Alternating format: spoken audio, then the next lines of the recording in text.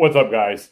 I've got a handful of questions on some of my YouTube shorts and Instagram now about training for athleticism. And I want to speak on it just a little bit as that's something I've incorporated. It's something that's kind of always been there in the background for me a little bit.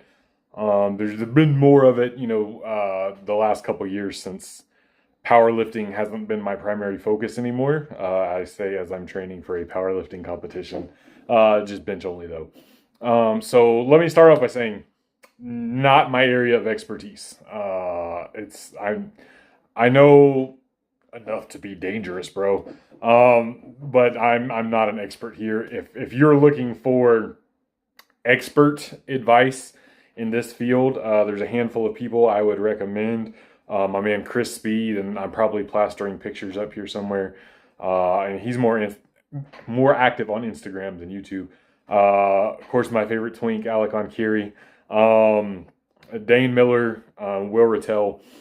These are great sources for athletes, athletic training in conjunction with lifting weights and stuff. So if you're looking for expert advice and opinions on the matter, I would go look to their channels and or Instagram pages.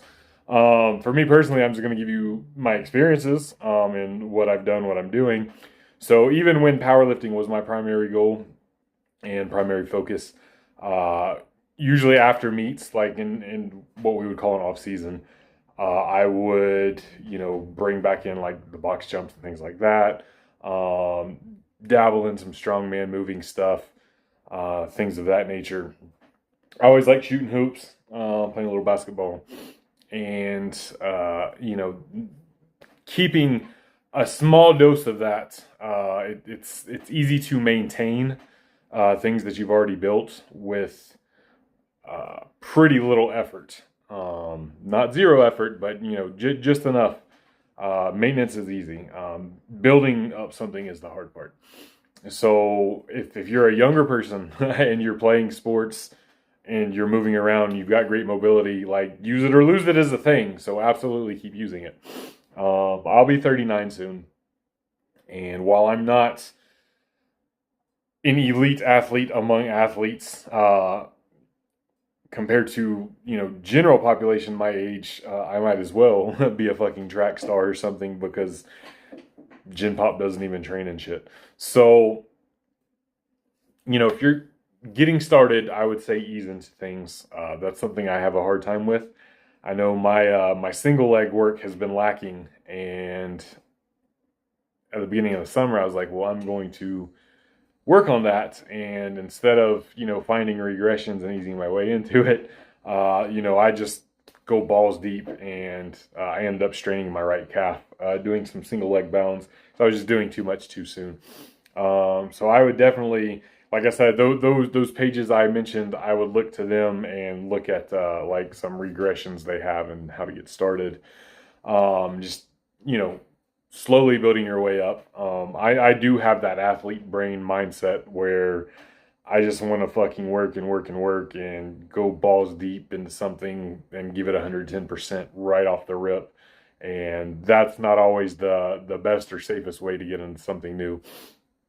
So along with that, like pick up a recreational sport at a low level. Like don't go straight into running at the Y full court runs with like the elite court.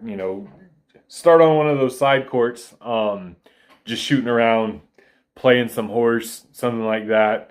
Progress your way to some casual games of 21 before you start running full court and shit. But things like that, or grabbing a football, tossing it with your homies, lightly running some routes for fun, things of that nature. I think just moving for fun in general is such an underrated practice that I can't speak for other countries, but I know in America, like, gets kind of lost. Like after high school, like people just stop. There's some local rec leagues and stuff, generally speaking, but most adults like stop playing recreational sports in any capacity.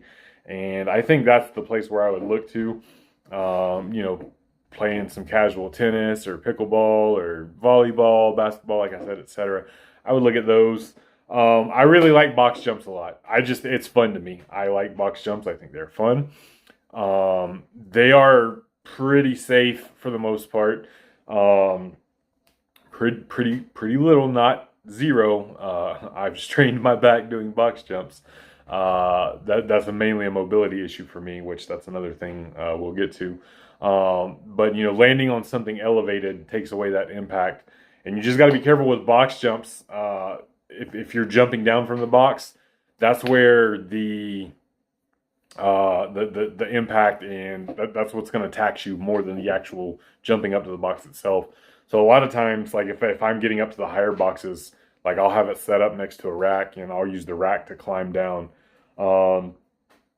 unless I'm deliberately doing some depth drops. But just to save some fatigue from that, I'll climb down or step down instead of jumping down. And mobility, that's an issue or an area of weakness for me. I've never been mobile even since I was a kid, and I've never worked on it as much as I should have. And thankfully, powerlifting, you only have to be mobile enough to do the lifts. You don't have to have any extra hypermobility for powerlifting. In fact, it can be a detriment to powerlifting. But that's something I know I need to work on, and I know I neglect oftentimes. But maintaining the ability to not only be able to get into ranges of motion, but to be able to move dynamically in and out of them, and to move in and out of them with load is very important for overall athleticism. And like I said, that's the main area I'm lacking. That's why I've strained my back doing box jumps. It's not from the actual jump itself, it's from the jumping and then quickly trying to raise my legs up into a position to get up onto the box when I'm jumped to some of the higher boxes. And just, my mobility lacking and trying to move quickly into these positions. And my body's like, hold up, this area is not unlocked yet. And so Snap City, bitch. But yeah, that's and mobility. This is me talking to myself. Is such an easy thing to train too. That doesn't need a lot of, if any, equipment or a special place to do it. I can do it here in my house when I'm doing chores and shit. And do your fucking mobility, Dennis. But yeah, that's where I would look at. I would look at, I would look at those expert pages. Not advice from me. But throwing in some box jumps like on your lower body day is super easy to do. If you're somebody who squats and deadlifts on the same day, I like to put them in between. And depending on, what part of the programming you're in, if your squats are heavier, your deadlift's lighter, or vice versa, squats can be a good warm-up for going into a box jump, and then the box jump can be a good primer for going into the deadlift, so they kind of work synergistically like that. That's how I like to throw those in on like a lower body day. I also like to do contrasts, like French contrast, where you do like a heavy single, be it a deadlift or a squat, or even like a weighted pull up, and then go right into a jump after that.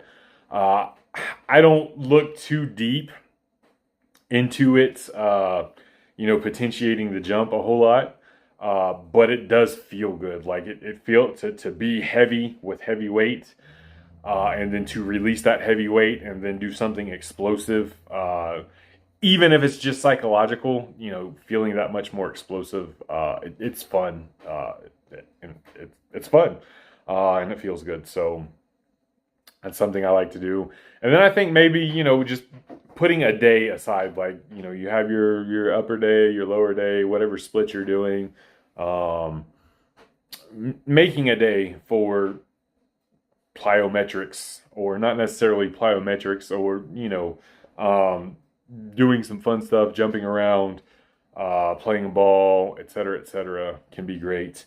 And then like a jump rope, and I probably should have said this sooner, and maybe I will highlight this somewhere in the pinned comment, but having a jump rope as part of your warm-ups, it just gets your body used to that quick ground contact and creating rigidity and the reactiveness of doing the jump rope itself. Just doing the jump rope itself isn't going to make you more athletic, in my opinion. It's going to make you better at jump rope. But it kind of is one of those foundational things that, when you get the jump rope down and you get used to that ground contact and, repeatedly hopping over and over, it inspires confidence, at the very least, going into some of these other movements. So just a little quick thoughts on being somewhat athletic as I'm approaching 40 years old, and maybe you can take something from that. Peace!